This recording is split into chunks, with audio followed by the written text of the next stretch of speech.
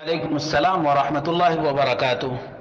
اللہ رب العالمین آپ کو جزائے خیر عطا فرمائے اور خیر و عافیت میں رکھے۔ آپ کا سوال بڑا ہی عجیب ہے، وہ یہ ہے کہ سعودی عرب سے اتنی نفرت اور دشمنی، عداوت، بغض اور کینہ کپٹ کیوں رکھا جاتا ہے؟ واقعتاً بہت ہی حیرت کی بات ہے، جبکہ پوری دنیا میں قرآن کریم کی خدمت کرنے والا سب سے بڑا ملک سعودی عرب ہے، اور 1400 سال میں کسی بھی حکومت نے قرآن کریم کی اتنی خدمت نہیں کی ہے جتنی سعودی عرب نے قرآن کریم کی خدمت کی ہے۔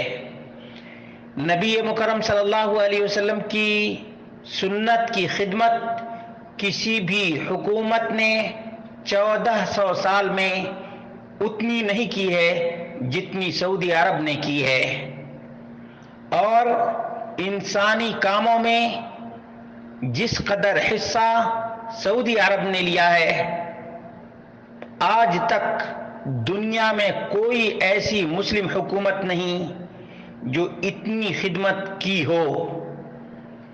دنیا میں کوئی ایسی حکومت نہیں جس نے اتنی زیادہ مسجدیں بنائی ہو، اور سعودی عرب کی خدمات پوری دنیا میں معروف اور مشہور ہے۔ حجاج کی خدمت جس انداز سے سعودی عرب نے کی ہے، 1400 سالہ تاریخ میں خلفائے راشدین کے بعد اور بنو امیہ کے بعد، یعنی تقریباً قرن ثالث تیسری صدی ہجری سے لے کر اب تک کسی بھی حکومت نے حجاج کی، حاجیوں کی اور معتمرین کی اتنی خدمت نہیں کی ہے جتنی سعودی عرب نے کی ہے۔ اور اتنا ہی نہیں، حرمین شریفین کی خدمت جس قدر سعودی حکومت نے کی ہے، تاریخ گواہ ہے۔ حرمین کی خدمت قرون اولا اور ثانیہ کے بعد سے اب تک سعودی عرب کے مثل کسی نے بھی حرمین کی خدمت نہیں کی ہے۔ ان تمام خدمات کے باوجود کیا وجہ ہے کہ یہودی بھی سعودی عرب سے نفرت کرتے ہیں، نصارہ کرسچن بھی سعودی عرب سے نفرت کرتے ہیں، اور روافض، مجوس، نجوس، پلید بھی سعودی عرب سے نفرت کرتے ہیں، اور مجوس کی پیداوار جو لوگ ہیں، مجوسیت زدہ جو لوگ ہیں، وہ بھی سعودی عرب سے نفرت کرتے ہیں، اور شیعہ متاثرین بھی سعودی عرب سے نفرت کرتے ہیں۔ جو تحریکی ہیں، اخوانجی ہیں، وہ بھی سعودی عرب سے نفرت کرتے ہیں۔ مردہ فروش اور قبر پرست، مردوں سے التجا اور فریاد کرنے والے بھی سعودی عرب سے نفرت کرتے ہیں۔ جانتے ہیں اس کا سبب کیا ہے؟ اس کا سبب یہ ہے کہ اللہ رب العالمین کے فضل و کرم سے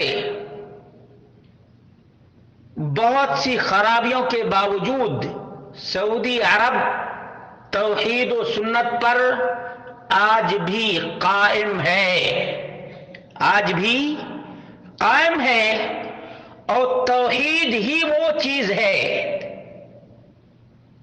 جس سے دو خدا کے ماننے والے نفرت کرتے ہیں۔ دو خدا کے ماننے والے کو جانتے ہیں آپ؟ اس کو پارسی اور آتش پرست کہا جاتا ہے۔ دو خدا کے ماننے والے ایک رب کے ماننے والے سے نفرت کرتے ہیں، اور ٹرینٹی کے ماننے والے بھی موحد سے نفرت کرتے ہیں۔ آپ کو پتا ہے ٹرینٹی کیا ہے؟ تثلیث، تین خداؤں کے ماننے والے۔ کرسچن یہ بھی موحدین سے نفرت کرتے ہیں، اور جو اللہ کا بیٹا عزیر کو بناتے ہیں یہودی، وہ بھی موحد لوگوں سے نفرت کرتے ہیں۔ اور جو جتنی قبر اتنے مشکل کشا، ان کا تو کہنا ہی کیا، جہاں بھی توحید کی بات کرو آگ لگ جاتی ہے اور پیٹ میں درد ہونے لگتا ہے۔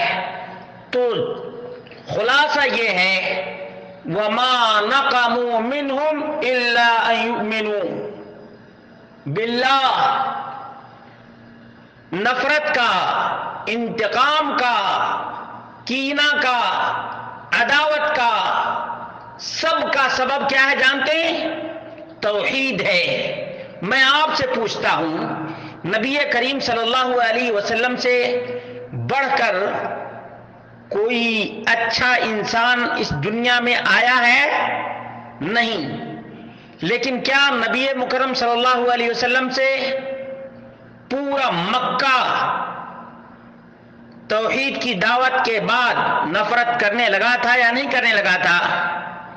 جب تک توحید کی دعوت نہیں دی تھی نبی مکرم صلی اللہ علیہ وسلم نے، جب تک توحید کا پیغام آپ کو نہیں ملا تھا، تب تک بہت پیارے تھے۔ لیکن جیسے ہی توحید کا پیغام سنایا، تمام کے تمام محبت کرنے والے نفرت کرنے لگے ہیں۔ آج بھی وہابی کسے کہا جاتا ہے؟ جو الہ واحد کی دہائی دیتا ہے اور الہ واحد ہی کی عبادت اور بندگی کرتا ہے۔ اور نفرت کا سبب کیا ہے؟ کوئی اور سبب نہیں سوائے اس کے کہ کتاب و سنت کے ماننے والے جہاں کہیں بھی بولتے ہیں رب کے قرآن اور نبی کے فرمان سے بولتے ہیں۔ بھنگی شاہ، ننگے شاہ، بلائی خالہ کی دہائی نہیں دیتے ہیں۔ یہی سعودی عرب کا بھی قصور ہے کہ جہاں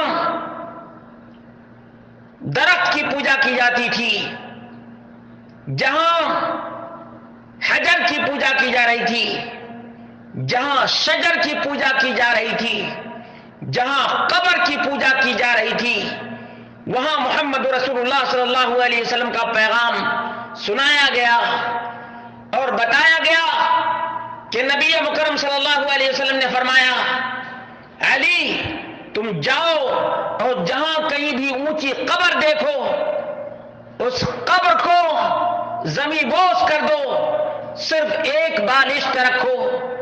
یہی وہ پیغام تھا جس کو یہاں کے حکمران نے سنایا اور عملی طور پہ کر کے دکھایا۔